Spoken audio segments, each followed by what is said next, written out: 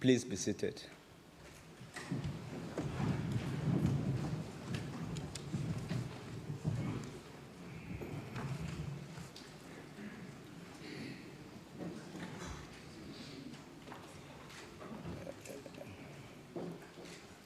I will now allow an opportunity for the rendering of the national anthem by the learners from the Christiani Arts and Cultural High School.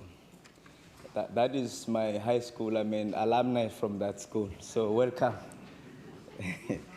You can see my uniform.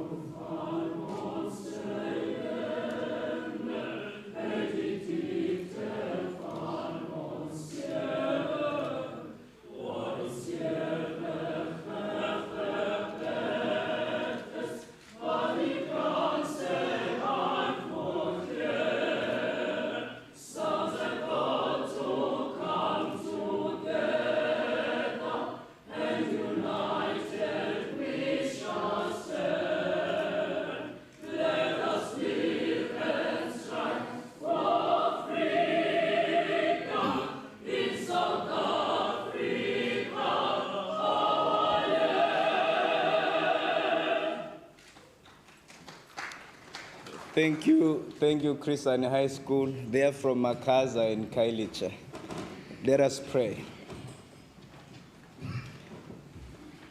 Almighty God, where you have called us to govern this province, we ask your help to make decisions and laws that will be just and will promote the interest of the people of this province. Almachtige God, ons bid dat u gedurende ons vergaderings ons die nodige wijsheid sal gee en ons motiewe suiwer sal hou. En dat u ons sal help om ons tekortkominge te oorkom en al ons besluite aan u op te dra. Sikelela Nkosi ilizwe lethu nabantu balo. Umisele ukulunga kwiphondo lethu. Nkosi sikelela iAfrika. Gcina abantwana bayo. Khokhela inkokheli zayo. Inike uxolo iAfrika. All this we beg in your most holy name. Amen. You may please be seated.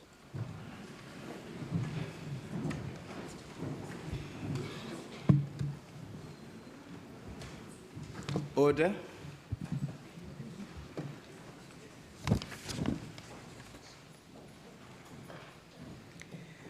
I have to announce that in terms of Rule 14 of the Standing Rules, today, the 18th of July, 2019, at 11 o'clock a.m., has been determined as the date and time for the Premier State of the Province address.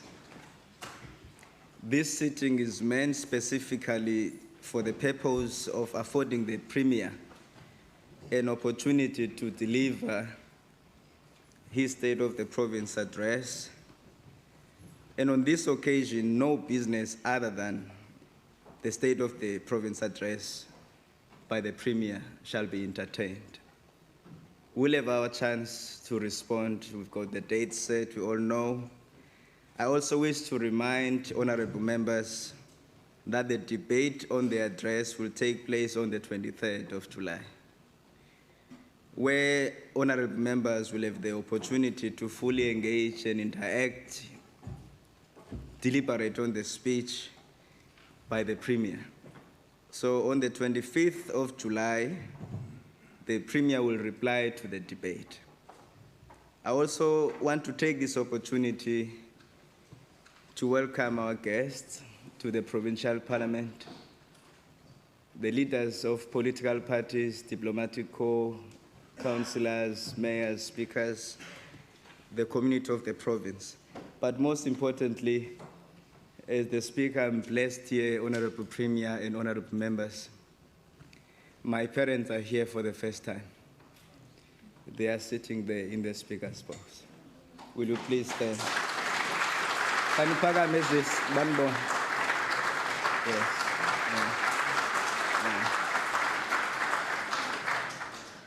My siblings, my two sisters are also present, and my two sons are also here. It's a great opportunity, and may you enjoy the speech, Honorable Premier. The opportunity is now yours. Enjoy your maiden speech. Thank you very much, Speaker. Thank you very much, Speaker.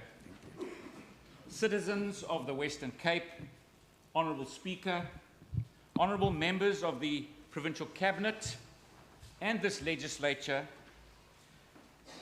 members of the Diplomatic Corps, Honourable Member Maimani, Leader of the Opposition in the National Assembly and Leader of the Democratic Alliance, Honourable Leaders of political parties and members of the National Assembly and the National Council of Provinces, Acting Director General and heads of departments, leaders of local government, religious leaders, community leaders, special guests, colleagues, friends, and my family, Molweni, Goeiemorgen, good morning.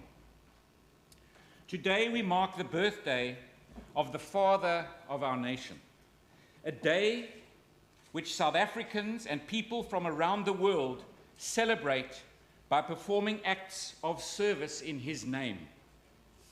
Madiba's birthday also serves as a reminder to me of his vision for us and our place in the world, and of the personal strengths and qualities required to lead an entire people forward.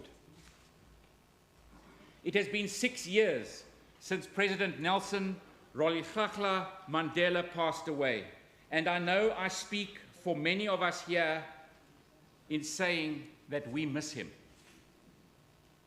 We miss him because he seemed to understand and care for each and every one of us. We miss him because he reminded us and our leaders to never give up on the fight for what you believe is right. We miss him because he embodied the integrity of mind that has become rare in today's body politic. We miss him because every fiber of his being was committed to meeting our deepest and most basic desires, of being free from want, free from hunger, free from deprivation, free from ignorance, free from suppression, and free from fear. And we miss him because his vision for government of creating a people-centered society gave our leaders a North Star. And the day he died, this too seemed to burn out. Standing before you today, I am recommitting myself and the Western Cape government to the path which Madiba set for us. We will build a province in which aspiring residents can find a place of work or to start their own, in which hard-working parents are able to put wholesome food on the table for their children, to ensure they grow up healthy and strong. That these same children are afforded an education which primes them to take up jobs in the economy of tomorrow,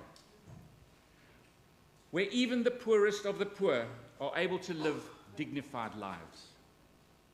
And above all, a province in which we live free from fear. What defines this new government, other than just more delivery, is our vision. In 2009, we committed to a vision for the Western Cape government to realize an open opportunity society for all, so that residents of the province can use their freedoms to live lives they value. At the heart of this vision was the pact between the government and the people of the Western Cape. As government, we undertook to provide our citizens with opportunities, and in return, we asked that they take personal responsibility for making the most of them.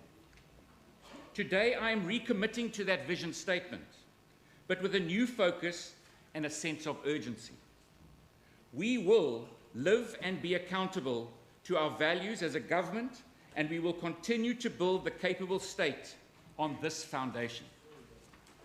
We will continue delivering opportunities to our people, and we will expect them to take responsibility for improving their own lives with a culture of accountability. We will make this province safer under the rule of law. Values, responsibility, safety, all in a people-centered society of which Madiba would be proud. I'd like to take a moment here to recognize a fellow South African who embodies the values we hold dear. Nkosiko Mbele, who is here today, made the whole country proud when, in a simple act of kindness, he took money from his petrol attendant earning to top up the empty tank of a patron that was fearful she would not make it home and had lost her wallet. This type of selflessness and care serves to remind us of who we are as a people and serves as an inspiration to us all. I salute you and I thank you.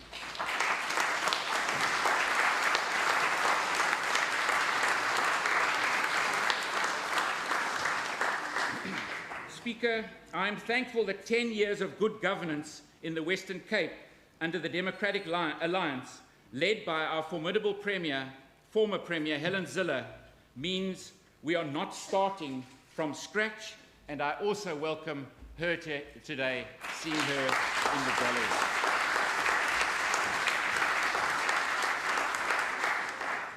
Speaker, we are already the fastest growing economy in South Africa, and we have a proven track record in creating jobs.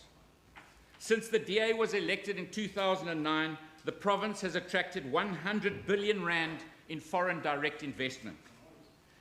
We have generated 1 billion in saving for businesses by reducing red tape in the Western Cape.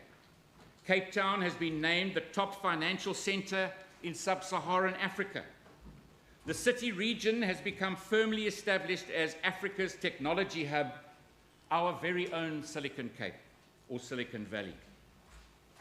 In the last decade, our tourism industry has boomed, with tourists bringing billions into our economy.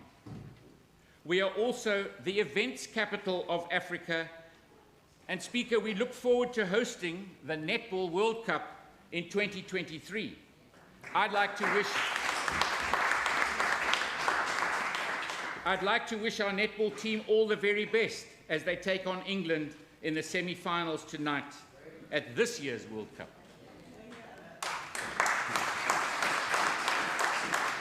In a single-minded focus on growth and economic opportunities that creates jobs. In the last decade, Speaker, we have created more than 500,000 jobs, which is why we have the lowest real unemployment rate in South Africa. And since 2009, have spent over 483 million rand on bursaries, learnerships, and internships, providing opportunities for nearly 16,000 young people. In the last 5 years alone, we have supported 357 land reform projects providing more than 500 million to funding and support. We have also made huge strides in getting the basics right. Our healthcare system treats 17 million patients a year, and we nurture professionals who continue to achieve world firsts, such as the 3D middle ear transplants. Today, we also see these professionals putting their own time for free operations for patients who can't pay, specifically now also recognizing Madiba. We have achieved the country's highest life expectancy, and it is still rising, while life expectancy in the rest of the country is declining. Our education system, in which we have invested 171 billion rand, achieves the highest retention rate in the country and the best outcomes in benchmark maths and literacy tests. We have improved the Western Cape matric pass rate to 81.5%. 40% of our schools are no-fee schools, and we are spending, in addition, 53 million rand this year on assisting disadvantaged learners to attend fee-paying schools. Over 80% of our schools have free internet access. It is these schools that breed the future leaders, Speaker. I would like to especially acknowledge Sonwabo Primary School in Gugulethu, Siyazaka and Zamefundu Primary Schools in Philippi, for being named the top performing math schools in our whole province.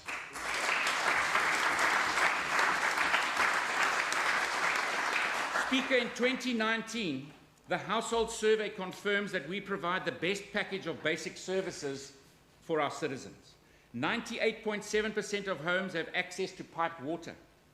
87.9% have access to mains energy supply. 93.8% of households have access to improved sanitation. And 77.4% of households have at least one salary earner. We have also delivered housing opportunities to over 700,000 people. In a nutshell, Speaker, this is the technical state of our province. And I'm proud of the achievements we've made during the first decade of DA service delivery. We were able to achieve these stats because we had a clear vision. We worked hard, and because we were aggressively committed to a clean governance. We saw us achieve the best audit outcome countrywide each and every year. But we can't rely solely on stats to tell us how we are doing, Speaker. As leaders, we must walk the streets, we must talk to our people, and we must understand the lived reality. Only this morning, I decided to walk to the legislature up St. George's Mall. And quite interesting, just stopping and speaking to the public, asking them what they would like to hear a speech in this Parliament talking about the next 5 years ahead of this 6th Parliament, but also talking about what the issues are. And almost to a person, it was about the issues that we are going to be covering here in our key points of focus. You could feel it when you spoke to those people today walking up that street. But Speaker, also, during my campaign across this province, I saw places where this government's work had achieved clear progress. Amongst others, I think of Thembalethu in George, where a new municipal bus service has meant connection for its residents to economic opportunities. But I also saw places and met with people who had yet to feel the full impact of the DA difference. It pained me to witness the tears of a mother from Kleinvlei who just lost her son in a gang fight. And my heart was sore when I witnessed the cracks in the RDP homes of young families in Zua. Speaker, in these communities, service delivery issues and crime touch every part of life and impact every experience. This must change. No matter which sphere of government is in charge of which issue, we must start to live up to Madiba's dream of being a people-centered society by taking responsibility for growing our residents' freedoms in partnership with them, because we know that it is the right thing to do. To make our vision a reality, Speaker, we have put a plan of action in place based on 4 priorities. The first priority is our commitment to creating more jobs and more economic opportunities for our people, so that they may uplift themselves and their families. Speaker, 508,000 jobs that businesses and entrepreneurs have created since the start of 2009 is a good start. This government will aim to create the enabling environment for a job in every household and work towards the 2.5 percentage point growth rate that is needed to achieve this. Speaker, our successful red tape reduction unit will be supercharged to effect system-wide change to the regulatory environment in the Western Cape. And we will be expanding its focus to small businesses and entrepreneurs to mitigate the challenges they face in getting their enterprises off the ground. We will also help to establish red tape reduction units in all of our municipalities and provide them with the support they need to succeed. Speaker, there are also technical issues that constrain growth unnecessarily, like visa regimes, tariffs, port fees, licensing requirements, and slow planning processes. We will fight tirelessly to remove and streamline these barriers for our businesses. Within the next 6 months, we will develop our own provincial Ease of Doing Business Index in the Western Cape to track our progress and hold ourselves accountable. We want to support the informal and township economies so that they are enabled to thrive. This will be made possible through the support package to young entrepreneurs, which will provide small businesses incentive schemes and help with registration for government and private tenders and provide mentoring services. Following on from Project Kulisa, we will also be strengthening our support to sectors that specifically contribute to accelerating economic growth and job creation, like business process outsourcing, the construction industry, finance and manufacturing, energy and utilities, the green and tech economies. Speaker, since being elected as Premier 57 days ago, I have established an economic war room that has already set to work on some of the burning issues holding back our economic progress. The war room, in its pilot phase, is being funded by Harvard University and is made up of teams from the province, from the city, from private sector, who are all focused on unblocking growth and inhibitors in the construction and property industry, the informal light manufacturing sector, the Atlantis manufacturing hub, and in the tech and BPO sectors. It will also be looking at the pressing challenge of commuter mobility. The Cape Town City region is now ranked as one of the most congested nodes in the world. This is a downside that we have to deal with, and our rapid growth in population, because this is a major deterrent to job-creating investment and must receive our focused attention until it is solved. Speaker, some people say that entrepreneurs often succeed despite the prevailing economic conditions.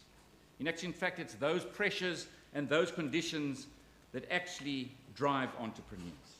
They are the ones that look for the solutions that we need. And Speaker, as a former entrepreneur myself, I had started 10 small businesses. I know the magic ingredient is being able to take advantage and grasp advantage of gaps or spot opportunities in any environment. This is the sort of mindset we must champion and develop. There are so many great examples of this in action. Speaker, last week I visited the Mfuleni Business Hub. In actual fact, we visited the Mfuleni Business Hub, the full cabinet, and all of the heads of department along with the DG. We visited this hub, which is a melting pot of entrepreneurs and business owners with big visions. The area fittingly has the nickname Job Creation and features a gym, creche, panel beaters, and other traders. It is a living embodiment of our residents' entrepreneurial spirit. I also recently had the pleasure of enjoying a gourmet meal in a beautiful award-winning restaurant in our city.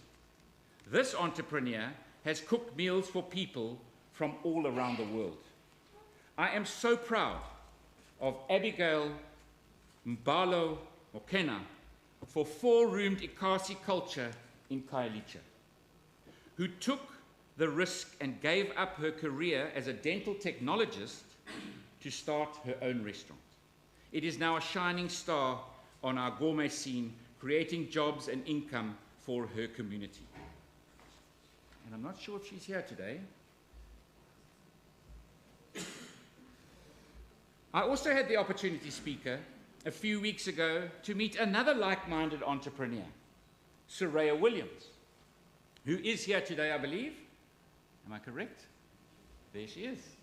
Soraya Williams. When her mother passed away, leaving her 2 sewing machines, she decided that they could become the catalyst of change. She too left her corporate consultant salary and started a fashion design and textile company with a training academy for young people. What heartened me most was her commitment to her community. She did not set up shop in the city, even though she could have, but she set up shop in the middle of Mitchell's Plain.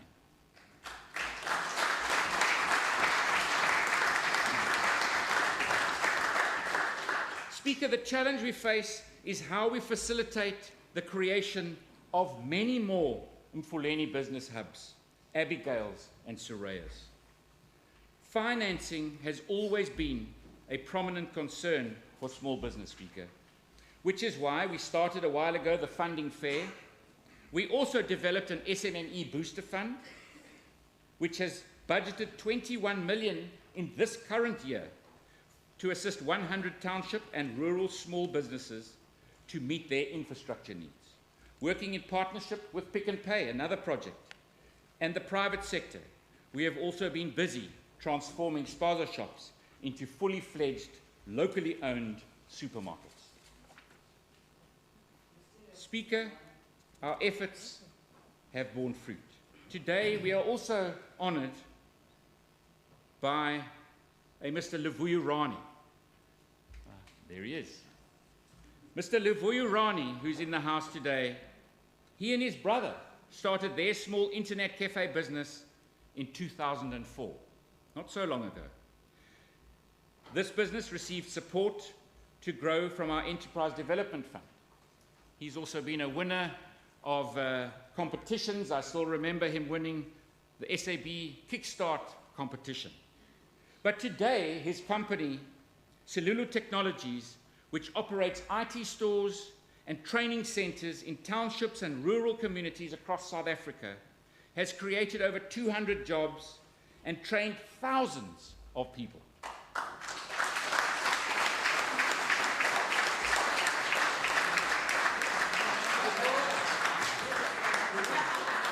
Speaker, more than this, Luvuyo has also been recognized for his contribution to social entrepreneurship and was part of Team South Africa at Davos at the World Economic Forum last year. Speaker, I made the point earlier that this government committed to delivering opportunities to our citizens, and in return, we ask that people take responsibility for grabbing those opportunities to make their own lives better. A few years ago, we introduced the Long Street kiosks, which were designed to give opportunities to small informal businesses. We placed them in one of our busiest streets in the CBD and covered the costs of rent and utilities for a year. A few of these traders, like Mpho Mopai, whose company T's and G's sells T-shirts that celebrate Cape Town and Africa, have gone on to take advantage of the opportunity given to him And Mpho was recognized for his hard work as one of the winners of last year's Western Cape Entrepreneur Awards.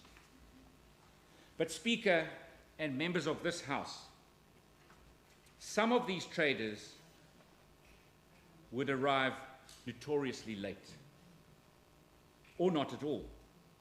They would pack up and go home in the early afternoon.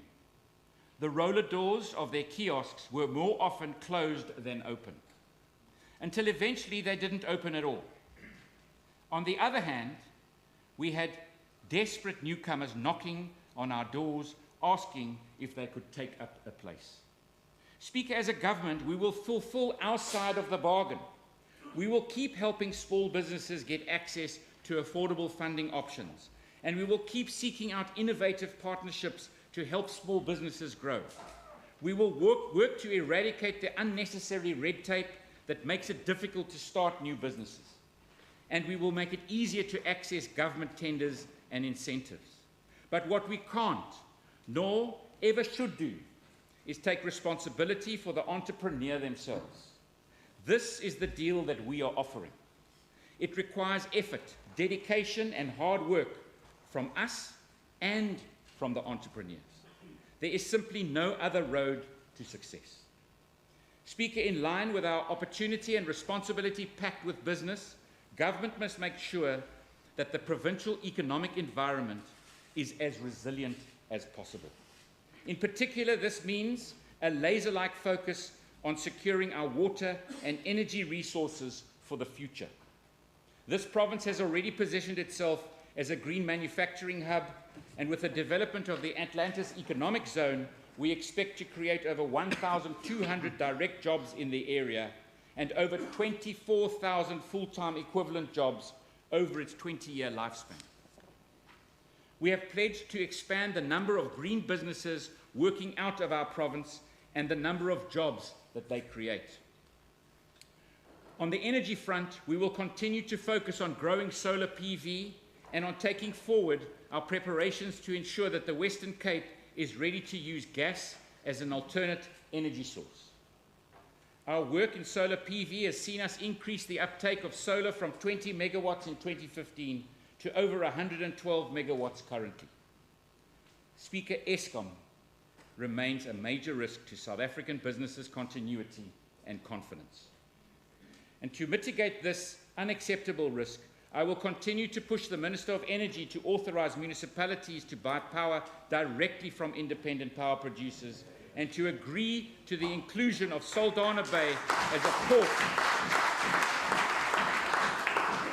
and to include Saldanha Bay as a port licensed to import liquid natural gas. There is one key point that could not only make the Winelands and the Langeberg region more water secure, but could unlock thousands of hectares of land for emerging black farmers. And this is the raising of the wall of the Brandvlei Dam feeder canal by only 30 centimeters. And this will increase the dam's storage capacity and open up water rights for farming. This House has heard this before. Speaker, at a cost of 20 million rand, I'll say that again, actually should say only 20 million rand. This project just makes sound economic and ecological sense. And yet, this project has traveled through 17 departments or entities with varying degrees of interest and enthusiasm for the last 5 years. Quite simply, it is stuck in the mud of bureaucracy. And while the dam falls squarely under the remit of the national government, we are tired of stalling now. I have told President Ramaphosa this personally, and I'm saying it here today. If this project does not break free from its muddy hold and get approval soon, we will go ahead and we will do it ourselves. In anticipation of this, Speaker, this government will put aside and just do it. The budget aside, sorry. This government will put the budget aside and just do it. Our message is clear. The national government is on deadline. Speaker, our second priority is to ensure that each and every resident is able to live a dignified life and that we move from generation to generation, our people must become self-empowered. Speaker, one of the most commonly asked questions by investors is about the pipeline of skills available. We have made major inroads in answering those questions over the past 10 years. We have a strong critical mass of dedicated and quality teachers to grow these skills. We have seen a 13% improvement in matric results over the past 9 years for learners from our poorest schools, and we have made dramatic progress in the institution of e-learning. Going forward, we will build on this base and also develop the new skills required for today and tomorrow. We have all heard of the focus on STEM, science, technology, engineering, and maths.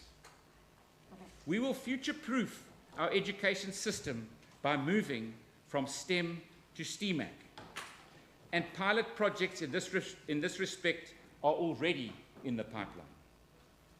Speaker, in explaining STEMAC, the first edition is an A, that is for the arts.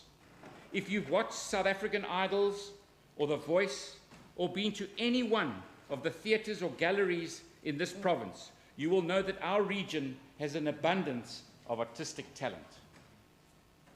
Research by the South African Cultural Observatory in 2017 found that over 6% of employment in this country was in the cultural sector, with the Western Cape employing nearly 60,000 people.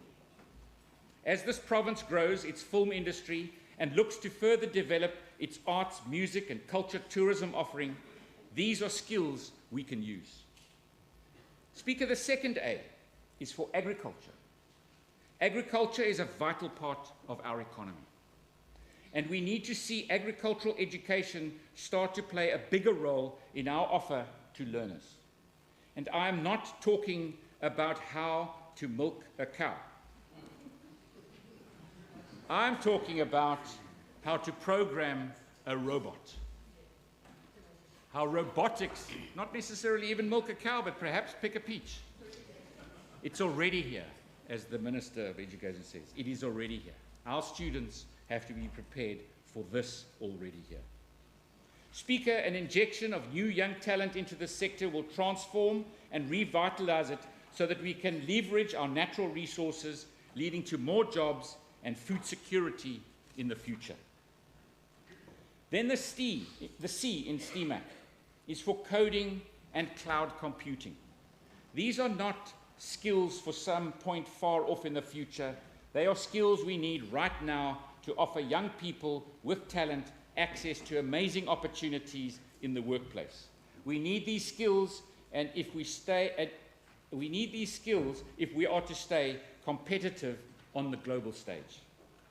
Whilst many of our young people take up the responsibility of studying hard and committing to their courses, they just don't have the experience, networks, or skills to successfully apply for the jobs they seek. This is a problem that inhibits opportunity.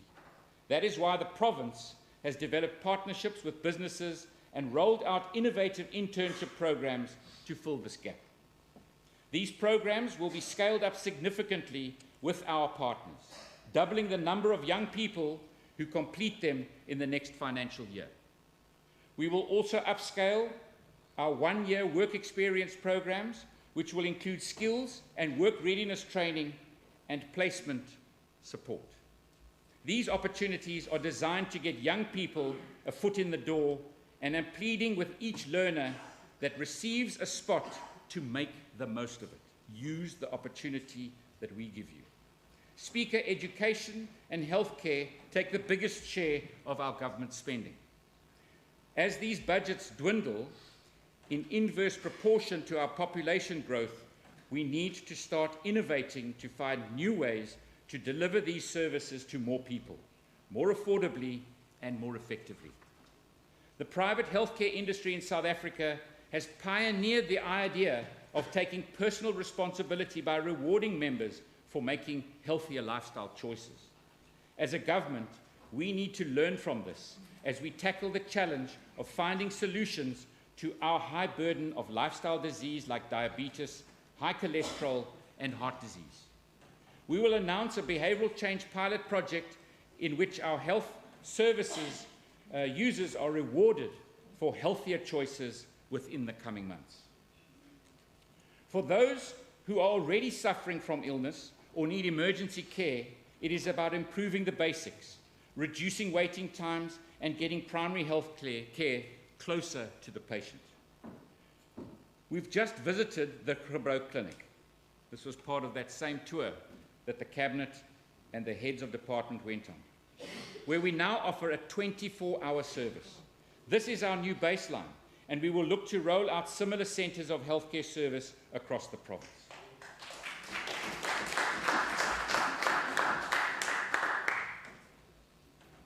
Speaker, our third priority spells out what we will be doing to make sure that no matter where you live and where you work, your life is made easier.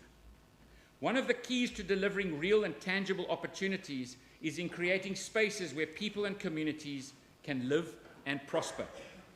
Last week, the Cabinet and provincial department heads visited a project in the city of Cape Town where 4,000 new homes are being built at Forest Village. But we are building much more than new houses there. We are creating spaces where there will be gardens, grass, and spaces for children to play and families to enjoy. Speaker, our Better Living model development at the old Conradie Hospital site will provide a further 3,602 residential units in an affordable mixed-use and residential-led development. The proximity of this site to the CBD is an important step towards undoing apartheid spatial planning and creating a space where people can live close to economic opportunities. Additionally, there are 5 pieces of national government-owned land that, if given over, would allow us to roll out this model or similar housing opportunities en masse across the city. The National Public Works Minister has promised to unlock land, while the National Minister of Housing has also called for the expropriation of government-owned land for housing in this province. I look forward to working with them to deliver progressive housing solutions going forward.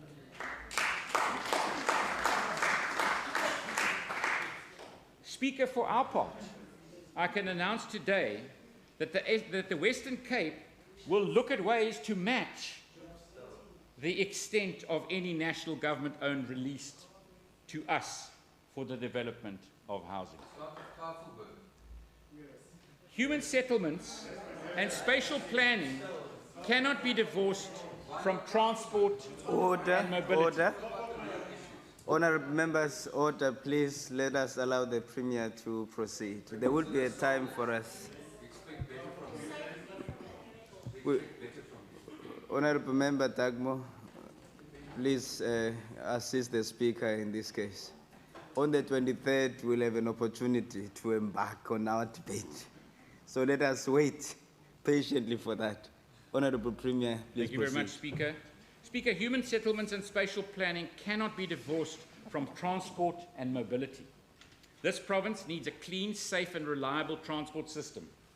People need to be able to move from home to work and to wherever they need to with relative ease and affordability. Restrictions on movement are restrictions on opportunity.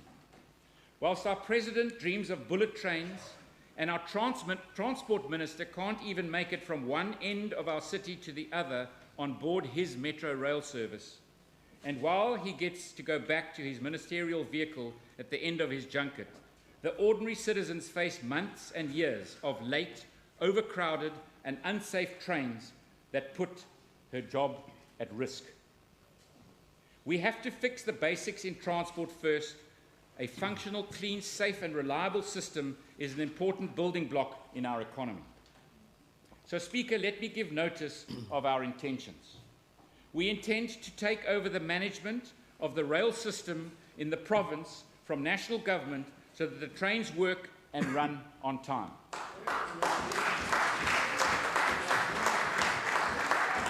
We intend to introduce competition.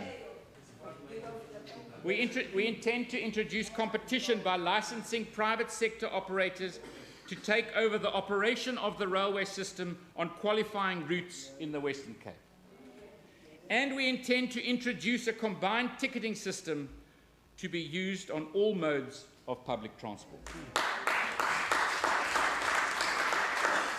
Speaker, I will be looking to roll these initiatives working together with the Gauteng Premier, David Makura, who has indicated to me that he shares the same vision. In fact, our respective Directors General have already had their first meeting in the last week in this regard. Once we have these basics in place, then we can start to think about bullet trains and building our new smart cities. Speaker, our fourth priority, which I have purposefully kept for last. It is the most complex of all, but also the most important. It is to ensure that no matter where you call home, you live free from fear. The reality is that many of our communities are defined by fear, a plight which I am determined to overturn. And I am not the only one. I am pleased to have in this House today Ms. Anisha Seal, who did not want her community in Bonteheuwel to be defined only by crime and poverty. So she started her coffee shop right in the middle of it all. This entrepreneur has not only created a business for herself, but a place where people can have a cup of coffee or a meal and enjoy being in their own community. Where's the cake lady? There's the cake lady. Now, yes, you can give her a hand.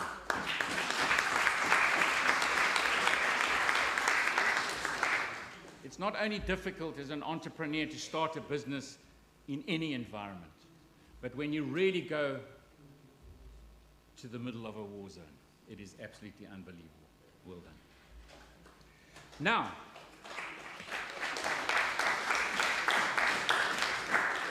Now there has been much talk about crime not being our provincial mandate when we have tried to put programs in place to help our residents feel safer. There has also been much talk about us, the Western Cape government, using the blame game to deflect responsibility for the lack of safety in our province. Let's talk about just some of the facts. In our oversight role and visiting 151 police stations, we have discovered that this province has a shortage of 548 detectives. Almost half of the detectives in our province have a caseload of dockets of 200 or more. And then the ideal number of dockets should be somewhere around 50 or 60. A shocking 57% of detective commanders and 48% of detectives have not even undergone the requisite training. And lastly, only 2% have received any kind of specialist training. 2%. Our detectives are also working without the tools they need to do their job. 71% don't even have informers, and more than half of our detectives do not even have a firearm. I can assure you the gangsters have guns, many of them probably from the very police's armory. Speaker, how can we be serious about fighting crime and gangs when this is the current state of affairs in our police service? Where is the management, Minister Becky Cele? Where is the management? Speaker, while we are grateful... Order, honourable members. Thank you. Order. Speaker, while we are grateful that President Ramaphosa has approved the employment of the SANDF in this province, this is a clear admission that the police have lost the war on crime in the Western Cape. What we need is a functioning police service which is fully resourced and well led instead of plasters and temporarily plugging the wound. The time for talk is over. We are taking charge. Speaker, this week we started preparing to take the next steps in our intergovernmental dispute with Minister Becky Cele. Last month we wrote to him setting a date for mediation, but as with countless attempts before, our letter went unanswered. We are proceeding nonetheless, and we will meet the Minister in court, if not beforehand. Following our first Cabinet Bosparad, Speaker, I am pleased to announce that we have established a Premier's Priority Committee on Safety to coordinate and oversee all safety stakeholders which act in this space, including role players from across the criminal justice system, local and national departments, and every department of this Western Cape government. This joined-up government approach will see to it that we have a range of programs in place to keep our communities safe. Knowing how urgent they are, we will make allowance for this in this adjustment budget process coming shortly. We also agreed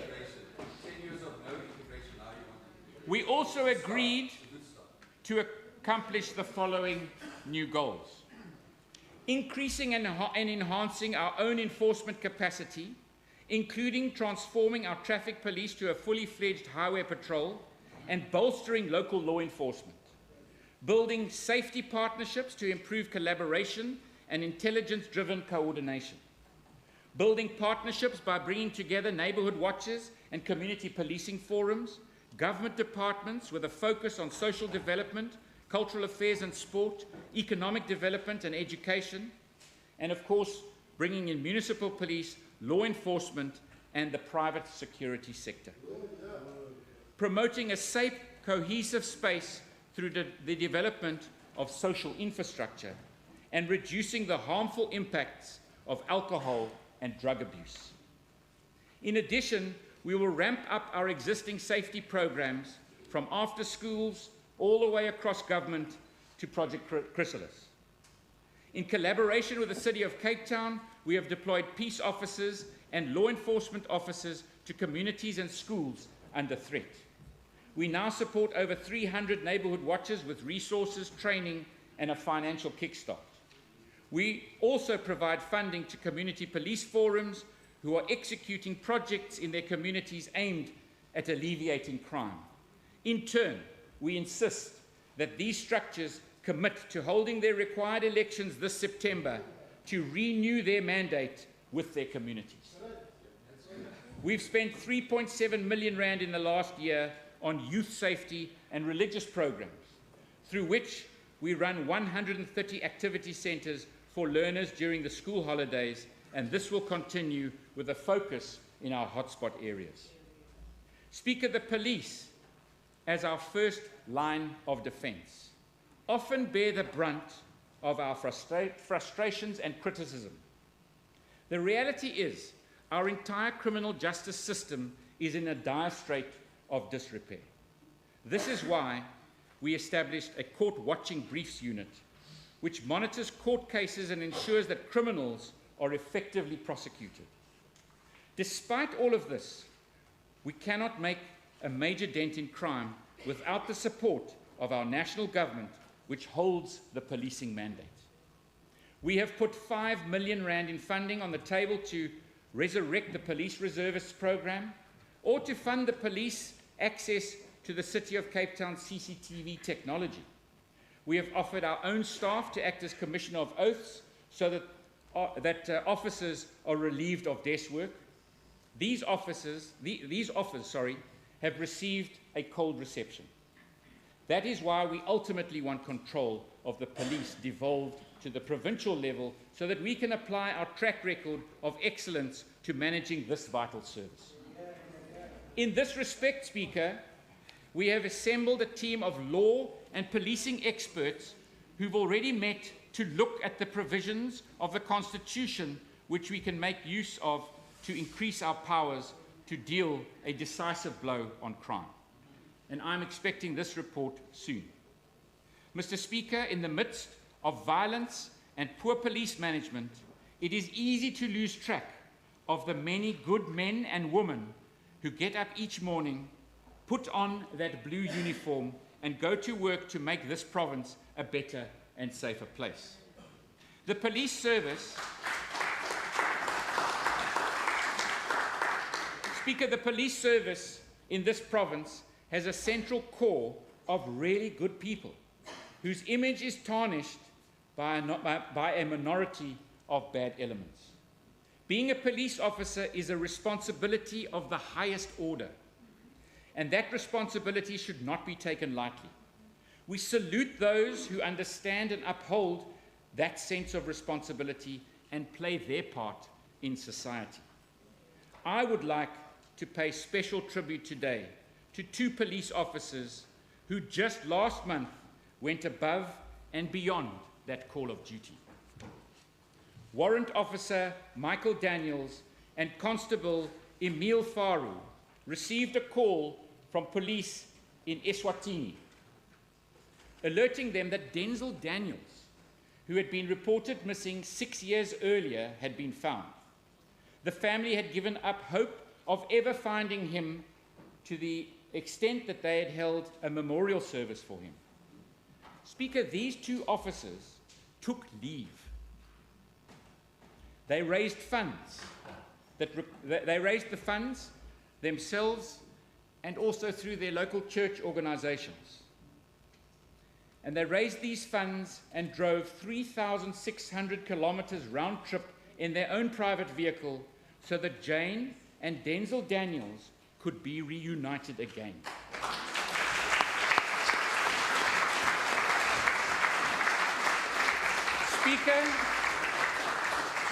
Speaker, this is humanity at its finest, from two officers working in one of the areas most impacted by crime and gangs in this province. Speaker, I would like them to stand.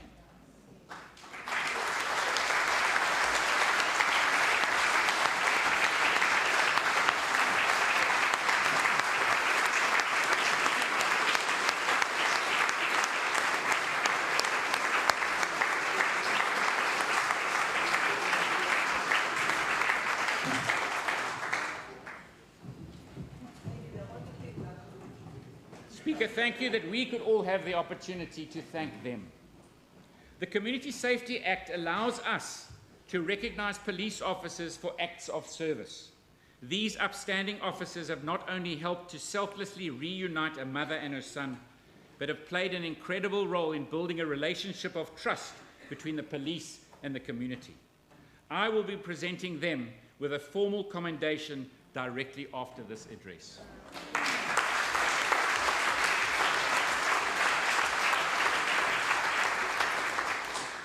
Speaker, these four priorities spell out what we are going to do over the coming months as we put our budgets in place for 2020 and beyond. We will continue to work on the detailed plans and monitoring mechanisms required to ensure their execution. Speaker, underpinning them is a set of principles which spells out our ethos and how we plan to treat our citizens. In short, the kind of government we are aiming to be. This government, Speaker, has over the years earned a reputation for its commitment to clean governance and clean audits. Today I stand by that commitment, but I am going to say this clearly and explicitly, that we will not slow down a single second of delivery for the sake of compliance with the Auditor General. Now, Speaker, it's tough to say something like that in a legislature and in a parliament with our oversight sitting opposite and behind us. But Speaker, just looking at the time, I'm going to tell you a short story. Speaker. Just over a year ago, I was having feedback with Project Polisa and some economic programs. And Andrew Borain from the EDP walked into the meeting, and this meeting started with him actually telling the story I'm telling you today. He said that the week earlier, in preparation for this evaluation or this update, he walked into a meeting with very senior officials in this government, and when he walked in, he made a comment. He said, "What a week." Everybody in the room looked at him and agreed with him. What a week. And he said, what a week. Trains are burning. Protest action. Streets are blocked. Main corridors and roads are blocked. People are being murdered. Children are being abducted at our schools. What a week. And senior officials looked at him and said, no, the Auditor General is in town. Now, Speaker, this specific conversation was a conversation that this Cabinet and these senior officials had yesterday with the Auditor General. We also agreed that we will set aside another meeting to have these discussions with the Auditor General. We believe in and commit to good, clean government. We commit that we will not tolerate any corruption. But when our head officials spend 6 months in auditing and ticking boxes every year and only 6 months out there delivering services, that cannot be. We have to find new ways in which government can be efficient and effective and clean at the same time. Speaker, in addition to this, and during the election campaign, the DA committed to lifestyle audits of our Cabinet members. So, against a backdrop at the moment, a painful backdrop in our country of the Zondo Commission, the members of this Cabinet have individually signed permission for this audit to commence. A tender for a service provider has already been advertised. Speaker, we are also conducting a second review of the Ministerial Handbook, looking to find further efficiencies and savings. Our first rework of that handbook took place in 2011 and contributed to savings in excess of 100 million rand. Speaker, over the term, we will also be looking to streamline the number of departments in a bid to make the government leaner, ensuring that more taxpayers' money is focused on delivery to our citizens. But Speaker, we are one of 3 governments in South Africa.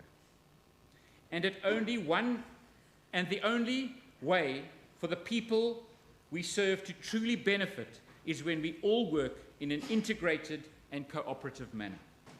I will continue to build stronger relationships of mutual respect and trust with our national counterparts.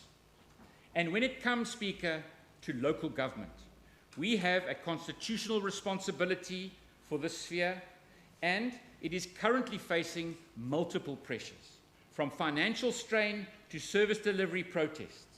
Speaker, this government will be both a pillar of support and a fair oversight partner for local governments in this province. Speaker, allow me to take a moment on service delivery protests. I support everyone's right to protest and have their voice heard. What I will not tolerate is when these actions undermine the safety of others and become a threat to our economy and our democracy. We will stand up against land invasions, which are seen as a method of jumping the housing queue. We will stand up against those who destroy public property, which has been put in place to the benefit of our communities. This is a values and integrity issue. Order, honourable members. Let us please allow the Premier to proceed. Speaker, this is a values and integrity issue, and I have made it my personal goal to see a return of values in our society. Honourable Premier, will you please take your seat? Honourable members, we have agreed that we'll use every available opportunity to hold the executive to account. But let us allow the executive to tell us the plans so that this parliament and the people of the province are aware of the government plans. Then we engage afterwards because you've got the dates are clear. And I'm saying to all of us, members on the right-hand side and members on my left-hand side, there must be no interjections. They are becoming unacceptable now because guests are expecting us to be orderly.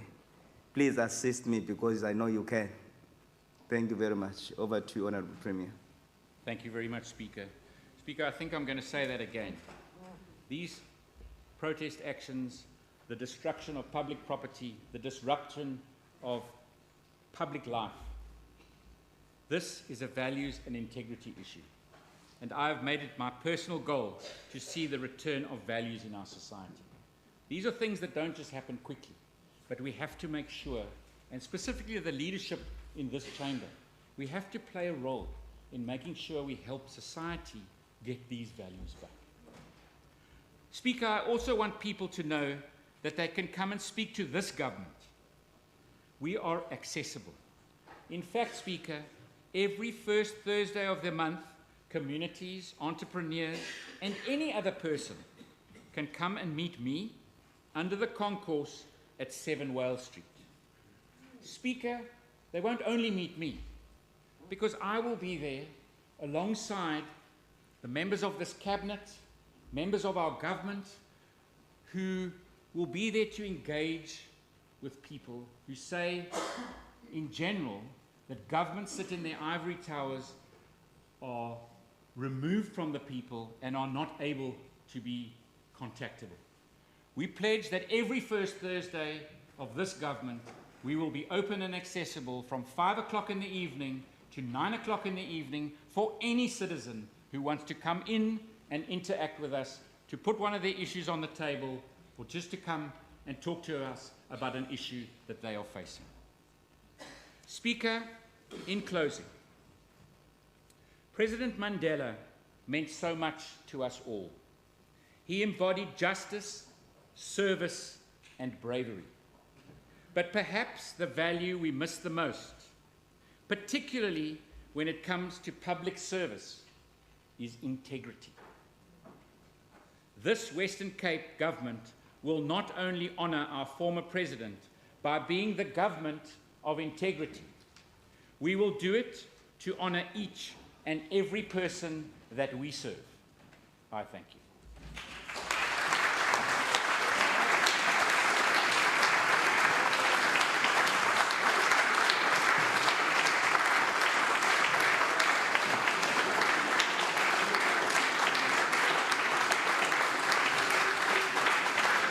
Thank you.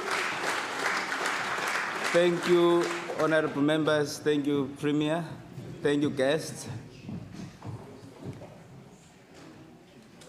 Thank you. May I also add and say happy birthday to Ubabu Nelson Mandela, as this is the International Mandela Day. On behalf of this House, honorable members, may I please be allowed to do so. It is also a coincidence that my son Kwanda, sitting right there in the auditorium, in the gallery, is celebrating his birthday today. Happy birthday, my son. You know, I dragged him to come here because normally I celebrate this day with him. So I said, come here, we celebrate it together. May I now take the opportunity to invite all of you honorable members to the luncheon. It's going to be in the dining room of the members. And I invite every single guest that is invited here today. And thank you very much for being very disciplined guests. But also, members of parliament have been behaving today. Thank you very much. The sitting is adjourned. May we please wait for the procession. Let us all rise.